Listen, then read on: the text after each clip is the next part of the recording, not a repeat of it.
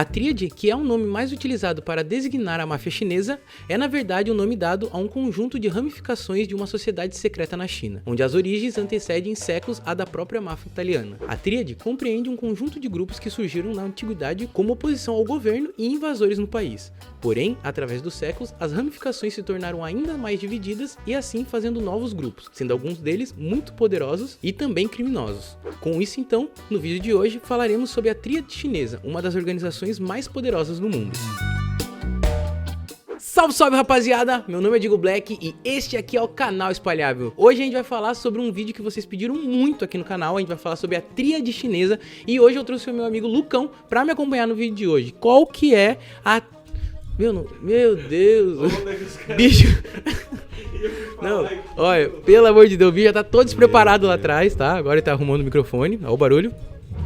Mano, é isso aí, né? É isso aí, né, Lucão? Tá sempre preparado, né? Hoje trouxe meu amigo Lucão, apresentando ele novamente aqui no vídeo de hoje. Qual que vai ser a meta de like pra tríade chinesa? A tríade chinesa acho que merece uns 1.200 likes. 1.200 likes?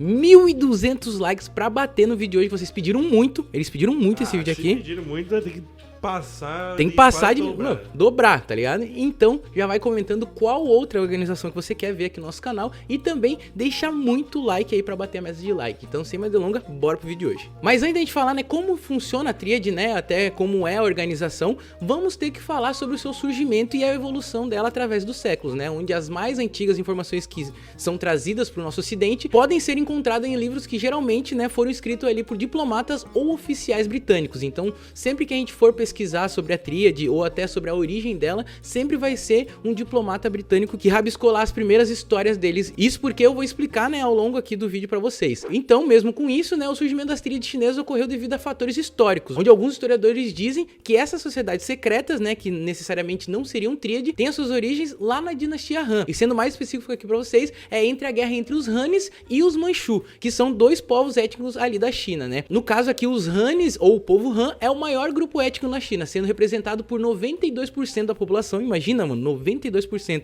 Então é o quê?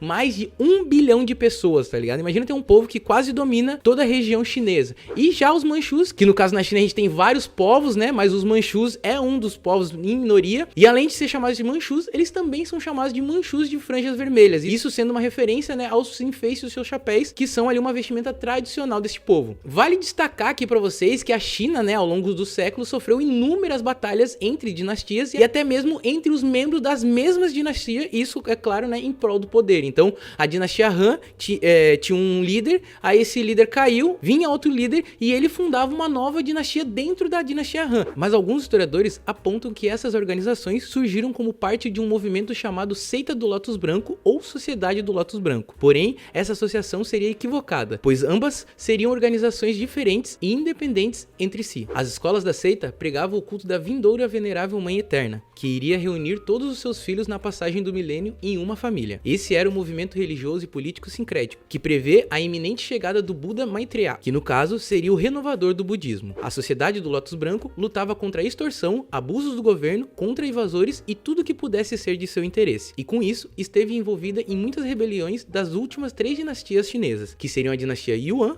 a dinastia Ming e a dinastia Qin. Inclusive, uma dessas rebeliões, que durou mais de 30 anos, ajudou o líder Zhu Yanzhan a conquistar parte do norte da China, onde acabou derrotando a dinastia Yuan e fundando assim uma nova, a dinastia Ming. Então, como eu falei pra vocês, né, que essas sociedades secretas, né, surgiram ali durante a dinastia Han, e agora eu falei pra vocês sobre a Sociedade do Lótus Branco, né? Isso faz até alguns leitores ficarem meio confusos e isso gera também bastante debate entre os estudiosos, porque começa ali a gerar discussões, né, e até mesmo fundição de, como é que eu posso dizer, o misticismo com a realidade, né? Então alguns estudiosos começam a misturar a religião, por causa lá na China a gente tem bastante o budismo, o taoísmo, e até nessa época que surgiu essas organizações, tinha bastante o confucionismo, né, ali bem forte na China, mas em alguns estudos, né, o termo Lótus Branco foi usado principalmente por burocratas imperiais Ming e Qin, e segundo aí nos estudos, todas essas escolas do Lótus Branco juntas teriam totalizado mais de 2 milhões de membros e eles, né, teriam participado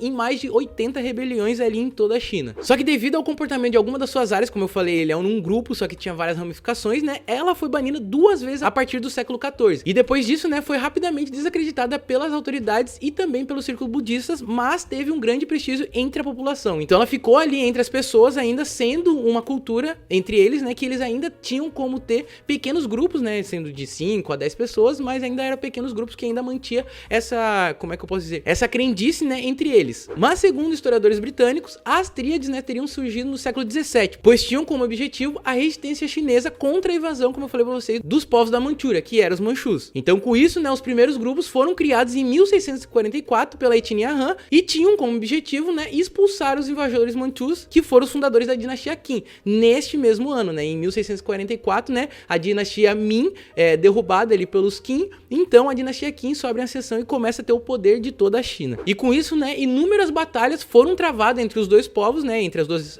dinastias, por muito tempo para ali ter o poder da China. Então em 1760, os Hanes criaram a Sociedade do Céu e da Terra para combater ali a dinastia Qin e tentar ali restaurar os seus valores e regras. Então essas organizações, que na época eram chamadas de sociedades secretas, né, eram sinônimo, né, de patriotismo ali na era da dinastia Qin, porque eles eram opositores ao governo, né, onde os grupos, por exemplo, tinham como bandeira o dizer opor-se à dinastia Qin e restaurar a dinastia Ming. E como eu falei pra vocês, né, que na China ali teve inúmeras batalhas, vale destacar aqui pra vocês que a dinastia Qin foi a última dinastia imperial da China, tá ligado? Então ela foi governada ali, a China no caso, né, foi governada por 268 anos pela dinastia Qin, isso de 1644 até 1912, enquanto, né, a dinastia Ming, que foi a dinastia ali governada pelos Han, governou ali a China por 1368 a 1644. Isso, né, um pouquinho a mais do que a dinastia Qin, por 276 anos, né, governou ali a China. Só que no caso, né, da Sociedade do Céu e da Terra, a influência, né, dessa sociedade se espalhou por toda a China. Como eu falei pra vocês, esses grupos tinham ascensão e se ramificavam, né, então eles fundaram, né, grupos ali por toda a China. Então nesse surgimento de vários pequenos grupos em toda a China, né, surgiu entre elas a Sociedade das Três Harmonias.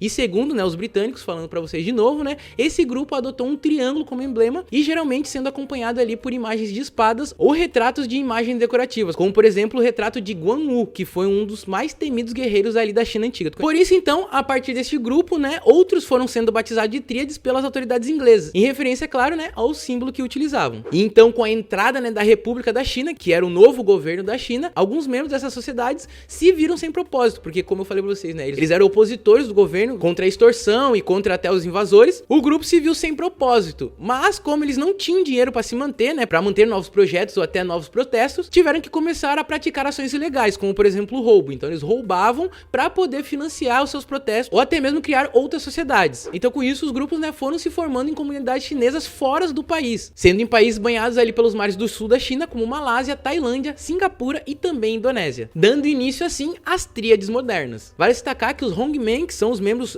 da Sociedade do Céu e da Terra, é classificado lá em Hong Kong como uma sociedade ilegal. Isso é claro, né, pela sua associação, né, tradicional com as tríades. Mas vale destacar, né, como eu falei pra vocês, que tem várias ramificações desses grupos, tem grupos que não são criminosos e também não praticam atividades ilícitas. Vale destacar que em 1949 as coisas mudaram para as tríades chinesas, quando o Partido Comunista da China, liderado por Mao Tse-tung, tomou o poder da China continental. As leis se tornaram muito mais rigorosas e o cerco foi se fechando em torno das organizações criminosas. Então, com a pressão do governo, a tríade migrou para Hong Kong, que ainda era uma colônia da Inglaterra. Vale destacar que Hong Kong foi administrado pelos britânicos de 1841 a 1997. Então nessa época, né, Hong Kong era uma colônia britânica, então não tinha muita supervisão do governo em si, por causa que o governo ali do Mao Tse-tung governava a China continental, mas essa região em específico, né, foi cedida para a Inglaterra após a Segunda Guerra Mundial, né? Então nessa época, né, Hong Kong era uma cidade ali administrada pelos ingleses, isso por causa de várias batalhas que eu não vou explicar muito certo para vocês agora, porque a gente pode fazer um vídeo sobre isso também. Só que Hong Kong então não tinha muita supervisão do governo em si, então os britânicos estavam na área, mas eles não tinham vista grossa para crimes, né, dentro da região. E inclusive, né, segundo os dados do governo chinês na época,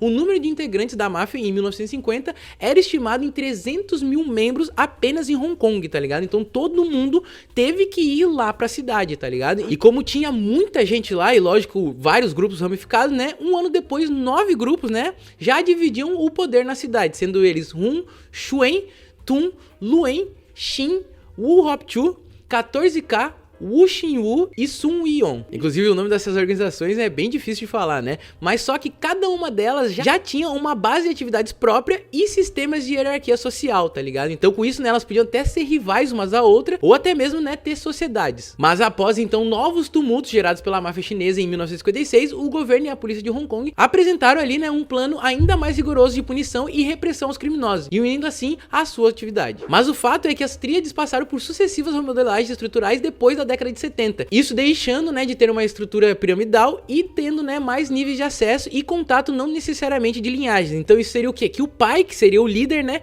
o seu filho não necessariamente, né, seria o próximo líder, poderia ser uma pessoa que o pai ali acharia melhor para botar ali na liderança. E além disso também passaram a se conectar mais com atividades lícitas, com estratégias de sobrevivência à repressão, primeiro das autoridades coloniais britânicas e portuguesas que estavam ali em Hong Kong e também em Macau, e também do governo chinês, né, quando tem a retomada ali do poder da cidade, Hong Kong, né, nos anos 90, que foi quando eles tomaram o poder ali em 1997, que no caso a Inglaterra ele devolve o poder de Hong Kong para a China. Com isso então os grupos começam a se expandir para outros lugares, sendo como Taiwan, Macau e comunidades chinesas no exterior, como por exemplo Estados Unidos, Canadá, Austrália e também o nosso país tupiniquim, o Brasil. Só que falando agora um pouco das práticas ilícitas, né, praticadas aí pela tríade, está, né, a exploração da prostituição, sendo que eles pegam mulheres do sudeste da Ásia, América do Sul, do leste europeu, para poder transportar lá para a Europa Ocidental, para países como Alemanha, França, Bélgica, Irlanda e também outros países, e também praticam outras atividades como a movimentação de drogas, contrabando de cigarros, de munições e também organizações de sequestros, roubos, homicídios e também trabalho com jogos de azar, assim como a Yakuza que a gente contou pra vocês lá no vídeo da Yamaguchi Gumi. Se você não viu, vai lá ver o vídeo que vale muito a pena assistir. Então falando um pouco da estrutura e das funções ali dentro, né, da tríade, ela até faz lembrar um pouco a adotada pela Cosa Nostra, como líderes, chefes e subchefes. Então, tipo assim, quase todas essas organizações vai ter um líder, o cabeça-chave do bagulho, tá ligado? Vai ter o seu subchefe e assim sucessivamente, né? Vai ter os seus subchefes, os líderes, capangas e tudo mais. Só que no caso das tríades, né, além das nomenclaturas, cada posição é designada por um número baseado no I Ching, que é um texto chinês muito clássico, né, considerado também como um dos mais antigos e importantes livros da filosofia chinesa. Ele conta muita coisa lá e acho que você até já deve ter ouvido falar nele, porque inclusive, como eu falei pra vocês, que lá na China tem muito essa coisa de religião, miticismo e quando se estuda muito sobre lá, estudiosos até começa a confundir um pouco dele. Esse livro, né, ele é muito usado para diversos estudos filosóficos e também usado até como um oráculo, tá ligado? O cara meio quer saber o que vai acontecer na vida dele, ou quer uma resposta, ele vai lá no I Ching, abre e lá vai ter a sua resposta pra poder seguir a sua vida, tá ligado? Ou até uma palavra de conforto. Posso estar falando algo meio superficial pra vocês, porque é algo muito mais profundo. Então falando pra vocês em níveis de hierarquia, né? No primeiro nível, temos o grande chefe, que seria o mestre da montanha, ou também chamado, né, de cabeça de dragão. Ele é representado pelo número 489. Então o mestre da montanha já ouviu falar em muitos animes, em muitos lugares, né, que é realmente o cabeça-chave do bagulho. O número 438 é representado pelo deputado mestre da montanha. Como eu falei pra vocês, é o subchefe ali do cabeça de dragão. Depois então vem os dirigentes dos rituais de iniciação do candidato, né, que tá ali ingressando ali na tríade, e esses são chamados de mestres incensários. E eles têm ali os seus auxiliares, né, que são os vanguardistas. E já os que realizam uma investigação da vida do ingressante são chamados de chefe de operações. Por quê? Por causa que a pessoa não pode simplesmente entrar, bater na porta lá, entrar e já é um membro. Eles fazem uma varredura na vida da pessoa para saber de onde veio, quem que é, quais são os, digamos, bons modos, o que a pessoa tem para agregar dentro da organização. Então, esses caras fazem toda essa varredura na vida do ingressante. No segundo nível ali da hierarquia, temos o hélice de papel branco, que é quem controla as finanças da organização. Esse, então, né, é o administrador e é representado pelo número 415. Depois vem o sandália de palha, que é aquele que possui a função de programar e também estabelecer os encontros secretos ali das organizações. Então, ele que faz todo o planejamento, onde é que os caras vão se encontrar, porque no caso, né, é uma sociedade secreta, então ninguém pode saber onde é que eles vão se encontrar, né, não é algo aberto, né? E ele também é chamado de chefe de comunicações e é representado pelo número 432. O trave vermelha ou bastão vermelho é o especialista em artes marciais. Esse aqui é o cara que treina a galera pra porradaria, tá ligado? Pra trocação sincera, tá ligado? E inclusive ele é, sobretudo, né, mestre em Kung Fu. E além disso, né, o trave vermelha também possui a função de manter a disciplina entre os integrantes da organização. organização. Então ele mantém ali a pessoa disciplinada e também muito organizada para seguir na risca ali as regras do grupo. Ele então é representado pelo número 426. E por fim, os últimos dessa lista são os Lanternas Azuis, que são os membros que ainda não são iniciados. Que são aqueles caras que estão ali na lista, né, na pré-seleção. Ó, esse aqui vai, da varredura lá que eu falei pra vocês, o cara fala, esse aqui não. Aí já tira dali, esse ali, não, esse aqui vai, esse aqui não. Só que vale destacar pra vocês, é claro, né, que as tríades podem atuar de forma conjunta ou isoladamente. E é comum a formação de tríades regionais, como eu falei pra vocês, né.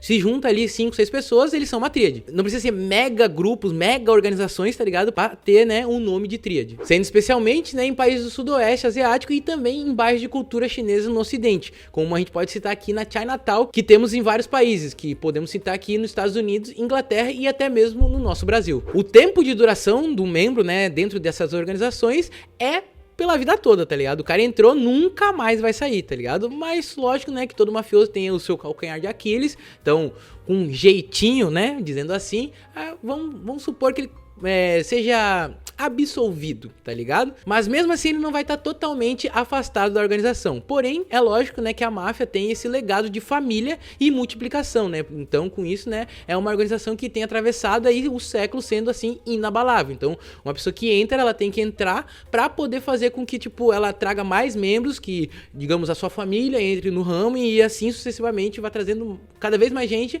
pra ela perpetuar aí pra vida toda, digamos assim. Atualmente, né, as tríades chinesas mais importantes e poderosas com base em Hong Kong, né, são o Grupo Luen, o Xinfeng, Tai Huinshai, Hu Xinwu, 14K, Su Yon e Wu Hopchu. E agora falando um pouco do Brasil, né, trazendo a tríade pro Brasil, o empresário sino-brasileiro Lao Chong se juntou à rede paraguaia, que era uma fornecedora ali de produtos estrangeiros ao Brasil. Então o Paraguai já teve muito forte aqui no Brasil, ainda é, né, muito forte no Brasil, mas na época que não tinha tanto aquele cerco fechado na pirataria. Hoje em dia a gente até vê e tudo mais, mas tipo, mano, antigamente era muito mais forte. Então com essa associação, ele criou uma nova tríade, né, a tríade sino-brasileira. E com isso então se aproveitou do contrabando, desvio de dinheiro e também da pirataria. Então com isso ele se tornou muito conhecido no Brasil em função de administrar shoppings ali sediados na região conhecida como 25 de Março, que fica ali no centro de São Paulo, mas o Lau ele foi apontado pela Polícia Federal como o maior contrabandista do Brasil. E com isso então ele foi preso algumas vezes, sendo para citar alguma para vocês, a primeira delas foi em junho de 2004 por corrupção ativa, onde na ocasião o Lau controlava outros 2 shoppings e várias lojas na Galeria Pajé, que fica também na região central de São Paulo. E com isso então, né, ele respondeu ao processo por lavagem de dinheiro, contrabando, evasão de divisa e sonegação fiscal. Só que depois disso ele foi preso novamente em 2007 sobre a acusação de tentar subornar o deputado federal Luiz Antônio Medeiros, mas respondeu esse processo em liberdade. Não demorou muito, ele foi preso de novo em novembro do mesmo ano, mas dessa vez em flagrante dentro de casa pelos crimes de contrabando e também de descaminho. A prisão ocorreu pouco depois que um dos seus empreendimentos ali foi multado em mais de 2 milhões de reais ali pelo governo de São Paulo. Inclusive, né, em vistoria ao empreendimento, o prefeito de São Paulo na época, né, que era o Gilberto Kassab, expulsou, literalmente, né, expulsou o Lau da capital dizendo: o senhor é um bandido, senhor Lau. Sai fora da cidade de São Paulo. Se não sair por bem, vai sair de Camburão. Imagina o quão o Kassab não tava puto. Por quê, mano? Ele tava em meio a dezenas de blusas, bolsas e vários artigos ali do Lau que já eram contrabandeados. Então, com isso, né, o Brasil começou a ter uma forte investigação sobre a tríade, né, aqui no nosso país. Só que, como eu falei pra vocês, que lá em 1970 a tríade já começou a ter uma diferença de práticas e tudo mais pra poder fugir do olhar do governo e também dos policiais. Aqui no nosso Brasil, a tríade se sustenta pelo comércio de mercadorias estrangeiras, pela corrupção de autoridade e também por advogados criminosos. Então, muitas vezes as pessoas não vão saber quem que é membro da tríade e quem não é. E vale destacar aqui que a prisão do Lau foi feita por agentes da Polícia Federal de Brasília, porque, segundo os policiais de Brasília, né, eles não confiavam em seus colegas de São Paulo. E isso por causa que eu falei pra vocês, né, que os caras conseguem entrar no governo, conseguem entrar em outros ramos, né, da sociedade e se dissipar ali sem que ninguém perceba. Hoje em dia, né, tanto na China quanto nas comunidades de imigrantes chineses em outros países, há sociedades secretas e facções criminosas que são totalmente diferentes das tríades, sendo em termos de origem, organização, estrutura, campo de atuação, nível de agressividade e também de relação político-social. Porque, como eu falei pra vocês, né, os membros, né, das tríades, eles podem ser encontrados em todo mundo, mas somente os membros irão saber quem são membros, tá ligado? Então, tipo assim, eles podem estar no governo, eles podem estar na polícia, eles estão na política, eles estão em empreendimentos, eles estão em todo lugar, só que só os caras que são ingressantes, né, nessas organizações vão saber quem são rivais também, né, que tem isso, e também quem é associado, tá ligado? Então é algo muito doido que tá aí há muito tempo, né, como eu falei aqui pra vocês, e quero saber qual que é a opinião de vocês sobre o tema de hoje. Bem, galera, esse foi o vídeo de hoje, espero que vocês tenham gostado do jeito que eu abordei o assunto aqui. Se vocês quiserem, como eu falei no começo do vídeo, mais assuntos sobre outras organizações, comente aqui embaixo, deixe seu like e também se inscreva no canal para não perder nenhum dos vídeos que a gente solta aqui. Muito obrigado por acompanhar a gente até o final, beijos e abraços, tamo junto, é nóis!